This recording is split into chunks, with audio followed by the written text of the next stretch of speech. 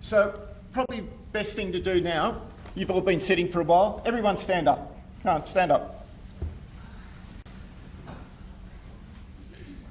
My butt was hurting, so it's good to stand up. So I want you to sit down if you hadn't heard of the container deposit scheme before this conference. So sit down if you hadn't heard about container deposit schemes.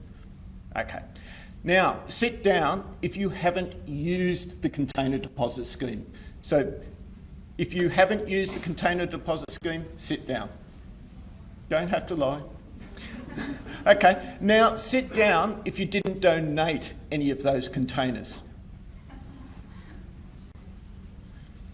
Great, thank you. It's always good to get a bit of market research. Thank you for that. So let's see how you compare to the rest of the population. So we do a survey twice a year. We did the last one in December last year. 91% of the population in New South Wales was aware of the container deposit scheme. So, like you guys, 100% of you knew about it, 91% of New South Wales population knew about it.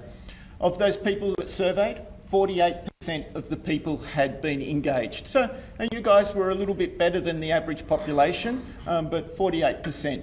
Of those 48%, 97% said that they would use the scheme again. And 40% of the people said that hadn't engaged said that they intended to engage in the future, which is fantastic numbers, that we're seeing really, really great engagement.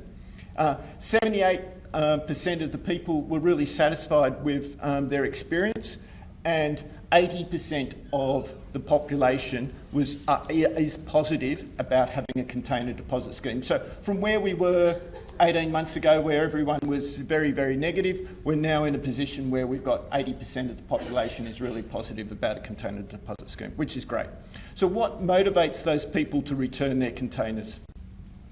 57% of people. So what we do is survey and say, tell us the reasons why. You could answer the same question. You could answer multiple times. So 57% of people said that they returned it because of the environmental benefits.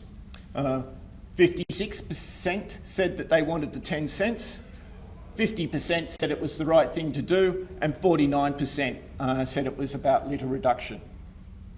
So then we look at the beverage suppliers. We've got over 700 beverage suppliers in New South Wales and over 300 beverage suppliers in ACT. The ACT is a subset of the New South Wales. There's only a couple of specific ACT beverage suppliers.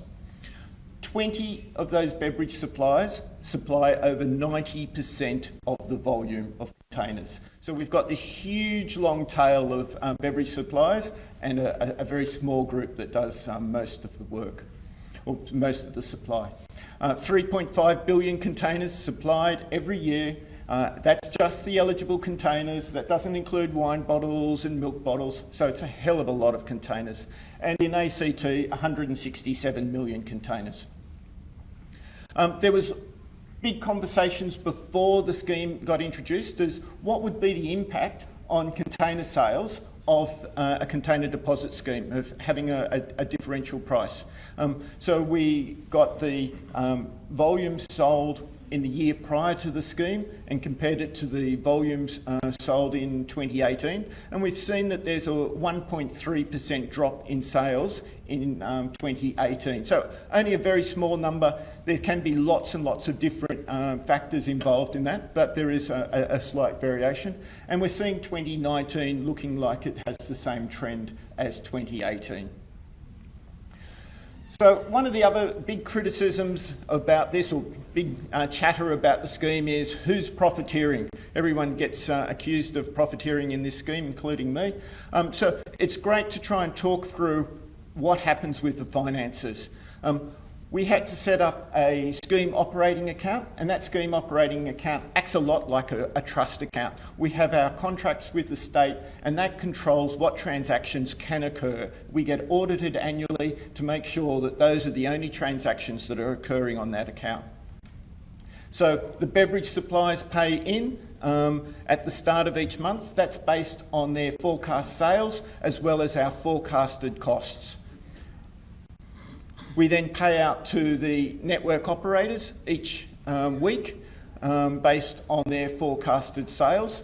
And that payment through to the network operators includes the 10 cents that goes through to the end consumer, as well as the network operators' handling fees to handle their logistics costs, all of their operating costs. We also pay through to the MRFs, those MRFs that have revenue sharing agreements with local councils.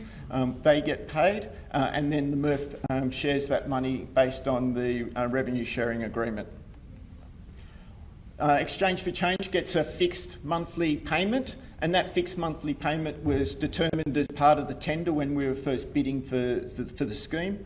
And the state also gets an administration fee. As Alex said, it's an extended producer responsibility scheme, so the producers, the beverage suppliers, incur the costs of running all of the scheme.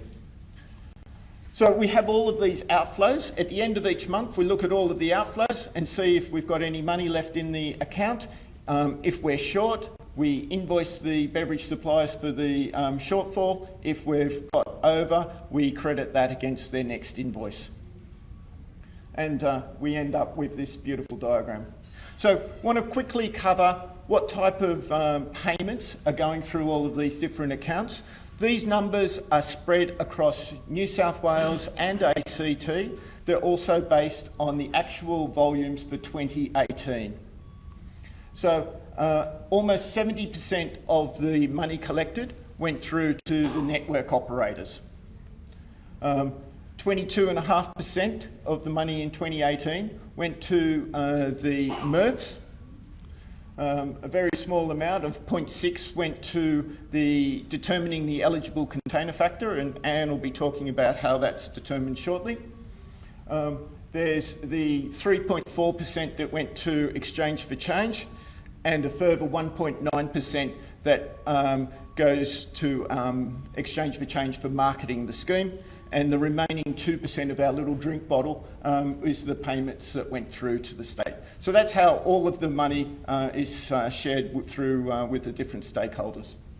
So last thing, if your local government area wants to know how many containers were collected in your area, we now have that on our website, so exchangeforchange.com.au. If you go into there, you will be able to find containers collected by LGA for each 6-month intervals. There's 2 reports up there. We'll update it every 6 months, and in the coming weeks, we will have the volumes that are collected by each of the MRFs. Cool, thank you.